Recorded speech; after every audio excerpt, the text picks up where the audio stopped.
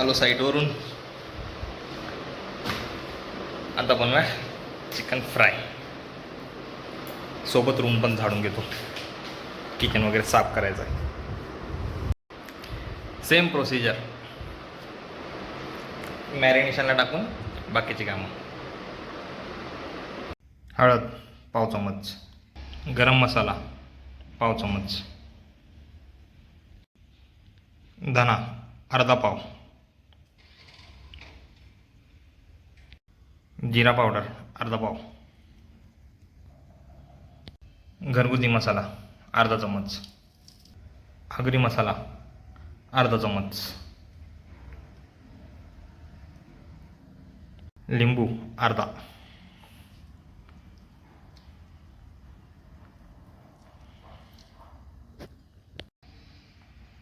चवीनुसार मीठ,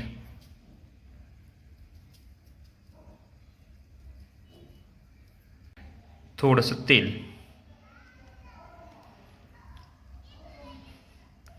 तेल टाकलं कारण जेव्हा फ्राय करू तेव्हा तेल कमी ऑब्झर्व होईल, म्हणून तेल एक बाटलीच्या झाकणभर टाकलं. व्यवस्थित मिक्स करून घ्यायचं.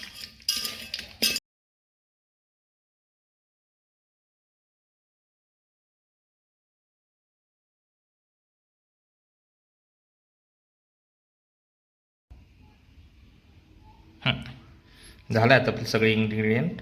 हां सॉरी, एक राहिलं. ह्याच्यामध्ये मी आलं लसणाची पेस्ट पण टाकली आहे, अर्धा चमच. ठीक आहे, तर ते एक दाखवायचं राहिलं. आता हे मॅरिनेशनला लावूया आणि रूमच्या साफसफाईला लागूया. धन्यवाद.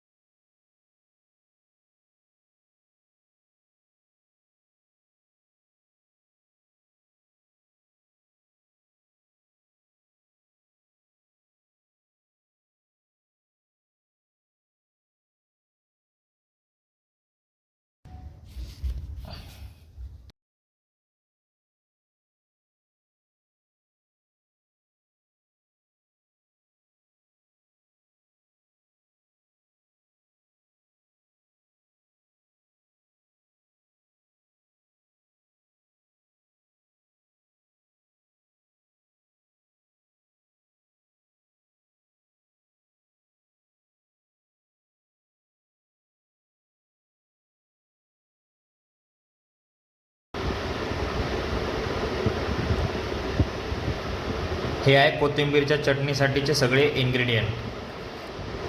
एक मूठभर कोथिंबीर, लसणाच्या पाकळ्या, मिरची, आलं, कढीपत्ता, लिंबू. त्याच्यावरती चवीनुसार मीठ. आता मिक्सरमध्ये बारीक करून घेऊया. अजून सुकली नाही रूम.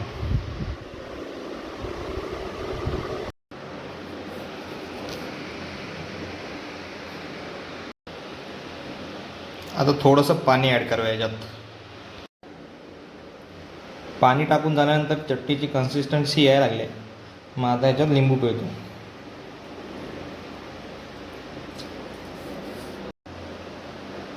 चवीनुसार मीठ पण ॲड केलं आहे आणि थोडंसं अर्धा चम्मच साखर पण ॲड केली. मस्त चव लागते.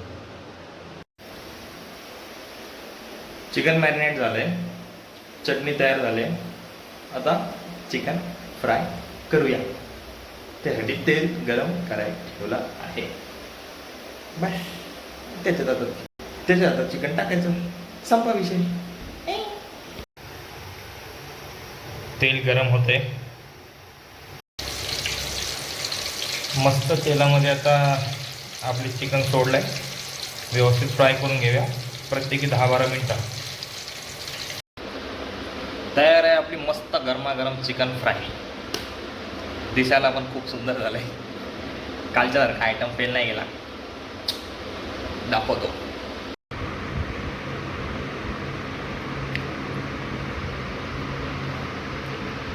मस्त एकदम चिकन फ्राय पण झालं आहे, चटणी आहे, चाट मसाला आहे आणि नेमकं तोंडाला पाणी पण आहे. वेळ वाया नाही घालवत. दिसतंय भारी. जाऊ दे पोटात आता.